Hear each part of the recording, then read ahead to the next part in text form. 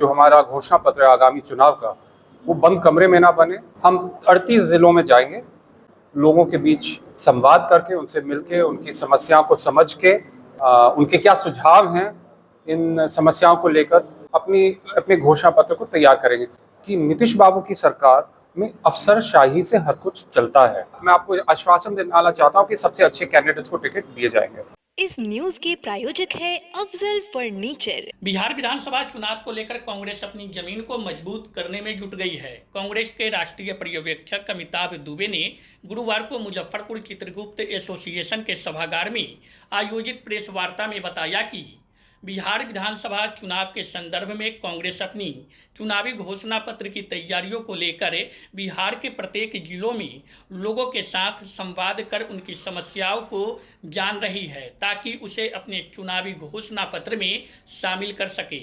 उन्होंने कहा कि चुनावी घोषणा पत्र बंद कमरे में नहीं बनेगी। हमारी पार्टी जमीनी स्तर पर विभिन्न सामाजिक संगठनों, बुद्धिजीवियों, महिला संगठनों, किसानों के अलावा असंगठित क्षेत्र में काम करने वालों से बातचीत कर उनकी समस्याओं को जान रही है। इसके अलावा बिहार में बाढ़ की त्रासदी, रोजगार के साथ बेहतर शिक्षा और स्वास्थ्य के लिए पलायन जैसी गंभीर समस्याओं पर कांग्रेस पार्टी गंभीर है और इसके लिए लोगों से सुझाव लिए जा रहे हैं। लोगों के सुझाव और उनकी समस्याओं के मिश्रण से घोषणा पत्र को तैयार किया जाएगा। उन्होंने बताया कि यह कांग्रेस पार्टी की बिहार के लिए घोषणा पत्र है। गठबंधन के लिए हमारे घोषणा पत्र अलग होंगे या फिर यही घोषणा पत्र होगी, यह शीर्ष नेतृत्व तय करेंगे। वहीं आपको बता दें कि जब उनसे सवाल किया गया कि क्या बिहार में कांग्रेस पार्टी इंडिया अलायंस यानी कि महागठबंधन के साथ चुनाव लड़ेगी या फिर कांग्रेस अलग चुनाव लड़ेगी, इस पर उन्होंने साफ रूप से कहा कि यह शीर्ष नेतृत्व तय करेंगे। हालांकि उन्होंने इस बात को जरूर कहा है कि इस बार कांग्रेस पार्टी पूरी मजबूती के साथ बिहार में चुनाव लड़ेगी और जमीनी कार्यकर्ताओं को ही पार्टी कैंडिडेट भी बनाएगी। उन्होंने नीतीश कुमार के नेतृत्व वाली बिहार के डबल इंजन एनडीए सरकार में अफसरशाही हावी होने का दावा किया है। इस मौके पर प्रेस वार्ता में जिला कांग्रेस कमेटी के अध्यक्ष अरविंद कुमार मुकुल, कांटी प्रमुख सह ऑल इंडिया कांग्रेस कमेटी के सदस्य कृपा शंकर शाही, इंटक नेता आशुतोष कुमार, उमेश राम सहित अन्य मौजूद थे। चाहती है कि जो हमारा घोषणा पत्र है आगामी चुनाव का, वो बंद कमरे में ना बने, लोगों के बीच संवाद करके, उनसे मिलके, उनकी समस्याओं को समझ के, उनका समाधान कैसे हो सकता है, उनके क्या सुझाव हैं इन समस्याओं को लेकर, और उन्हें अपनी घोषणा पत्र में डालना चाहती है। हम 38 जिलों में जाएंगे, लोगों से बात करेंगे और उनकी बात इसमें रखेंगे। जहाँ तक कि मुजफ्फरपुर की बात है, बहुत समस्याएं सामने आई हैं। नीतीश बाबू के 20 साल के शासनकाल में जहाँ तक बिहार और मुजफ्फरपुर को होना चाहिए था, वहाँ से बहुत पीछे दिखाई दे रहा है। शिक्षा व्यवस्था हो, स्वास्थ्य व्यवस्था हो, खेती हो, बच्चों के खेलकूद की सुविधाएं हो, आशा बहना, जीविका दीदी, आंगनवाड़ी, हर जगह कमियां दिखाई दे रही हैं। और बाढ़ की समस्या तो है ही। यहाँ पे इतना पैसा खर्च हो रहा है बाढ़ को रोकने के लिए, लेकिन बाढ़ लगातार आता रहता है, तो ये पैसा कहाँ जा रहा है किसी को पता नहीं। तो बहुत समस्याएं सामने आई हैं और इनका समाधान करने का हमारा प्रयास होगा। जब हमारा घोषणा पत्र तैयार होगा, आप सबके बीच रखेंगे, तो मेरा मानना है कि बिहार की जनता देख पाएगी कांग्रेस पार्टी न केवल इन मुद्दों को बड़ी सीरियसली लेती है, लेकिन उनके समाधान को करने के लिए भी ठोस और अच्छे कदम लेने को तैयार है जब हमारी सरकार बनेगी। पार्टी की बात किए हैं तो औराई ऐसे इलाका जो है आपके भी गढ़ रहा है, लेकिन वो भी आज भी चचरी से लोगों का सहारा है। नहीं, फिर से कहिए। आज भी विकास से कोसों दूर है जी, कितने जी। साल आपकी भी वहाँ सरकार रही है और हमारी सरकार बिहार में तो 35 साल से नहीं रही है। नहीं, आप भी वहाँ विधायक रहे हैं क्षेत्र में। हाँ, देखिए, एक बात सामने साफ आई है कि नीतीश बाबू की सरकार में अफसरशाही से हर कुछ चलता है। विधायक जो करने की कोशिश करे, अफसर डिसाइड करता है कि यहाँ क्या होने वाला, क्या नहीं होगा। पूरा पटना से सारा कंट्रोल है।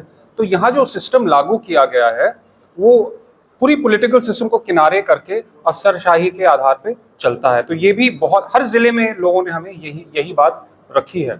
विधायकों की नहीं चलती अफसरों के सामने। बिल्कुल। प्राथमिकता क्या होगी मैनिफेस्टो के लिए?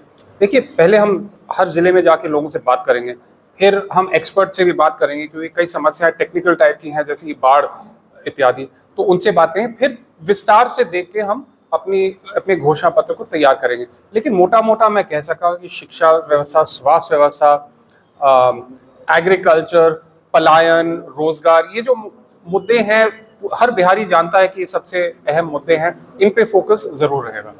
चुनाव से कैसे लड़ेंगे? साथ में हाँ जी, चुनाव कैसे लड़ेंगे? देखिए, ये तो लीडरशिप डिसाइड कर रही है, चर्चा हो रही है, इसमें हमारा कुछ खास योगदान नहीं है। लेकिन ये स्पष्ट है कि नीतीश बाबू के 20 साल बाद अगर अभी भी किसान को एमएसपी नहीं मिल रहा है, इस युग में जहां आर्टिफिशियल इंटेलिजेंस, रोबोटिक्स इत्यादि की चर्चा हो रही है, कि बिहार का युवा भटक रहा है, उसको ठीक से शिक्षा नहीं मिल रही, उसको पलायन करने को मजबूरी हो रही है, इस पूरे विश्व के विजन में बिहार की क्या हिस्सेदारी होगी, इसका कोई जवाब इस सरकार के पास नहीं है। और एक नए विजन के लिए एक नई सरकार को चुनना पड़ेगा। लेकिन आप भी तो उसी लोगों को दोहराते हैं जो कहीं से नकारा जाते हैं, उसी को दोहराते हैं। देखिए, आपने पिछले कुछ महीनों में देखा होगा कि कांग्रेस पार्टी में क्या परिवर्तन आया है, क्या हम डिसीजंस ले रहे हैं। इससे ये साफ लग रहा है कि हम इस चुनाव को सीरियसली ले रहे हैं और एक मजबूत हम चुनावी कैंपेन लड़ेंगे। मैनिफेस्टो जो होगा ये सिर्फ कांग्रेस का मैनिफेस्टो होगा या फिर ये शीर्ष नेतृत्व को देखना होगा। अभी हम कांग्रेस के मैनिफेस्टो पे काम कर रहे हैं, शीर्ष नेतृत्व डिसाइड करेगा कि एक कंबाइंड मैनिफेस्टो होगा या अलग होगा। भविष्य में साझा भी हो सकता है ये मैनिफेस्टो। हाँ, ये तो लीडरशिप को देखना होगा। क्या निकल कर के आया है जिला में सबसे बड़ी समस्या? अच्छा, ये मेरा फाइनल जवाब है, क्योंकि हमें एयरपोर्ट पे जाना है। बहुत समस्याएं आई हैं यहाँ पे, जैसे लीची, यहाँ से सब दुनिया की सबसे अच्छी लीची यहीं से निकलती है और उसकी कोई फैसिलिटीज़ नहीं है। कुछ निजी फैसिलिटीज़ हैं सरकार की तरफ से, कुछ नहीं है। ये मार्केटिंग व्यवस्था है ही नहीं खेती के लिए। पैक्स सिस्टम बिल्कुल बैठा हुआ है, किसान को एमएसपी नहीं मिलता, बिचौलिया को फायदा होता है। तो 2006 में नीतीश बाबू ने जब ये मार्केटिंग सिस्टम समाप्त किया, इससे बहुत हानि पहुंची है बिहार के किसानों को। अगर आपकी आमदनी किसानी से नहीं हो रही तो पशुपालन से होनी चाहिए, लेकिन यहाँ भी सुधा डेयरी नीचे होती जा रही है, अमूल डेयरी ऊपर होती जा रही है। तो ये ऐसा सवाल क्यों है कि गुजरात के किसानों को बिहार की सरकार फायदा दिला रही है? गुजरात की सरकार फायदा दिलाए तो ठीक है, यहाँ तो बिहार के किसानों पे ध्यान देना चाहिए। तो ये पूरा सुधा डेयरी की मार्केटिंग जो है नीचे होती जा रही है और अमूल को फायदा होते जा रहा है। तो ऐसे बहुत सारे मुद्दे हमें दिखने को मिले हैं जिसका समाधान हम करना चाहेंगे। आखिरी सवाल है, घरेलू कांग्रेसी को पार्टी आपकी टिकट देगी या फिर जो कांग्रेसी है उनको टिकट देगी? नहीं, घरेलू कांग्रेसी तो दोनों हुए।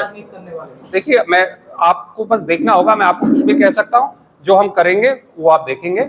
और मैं आपको आश्वासन देना चाहता हूँ कि सबसे अच्छे कैंडिडेट्स को टिकट दिए जाएंगे। शादी का फर्नीचर सेट 34,500 से स्टार्ट। AFZ फर्नीचर के ऑफिशियल YouTube चैनल पर विजिट करिए विशेष जानकारी के लिए और परचेज करिए बिहार के सबसे बड़े शोरूम से।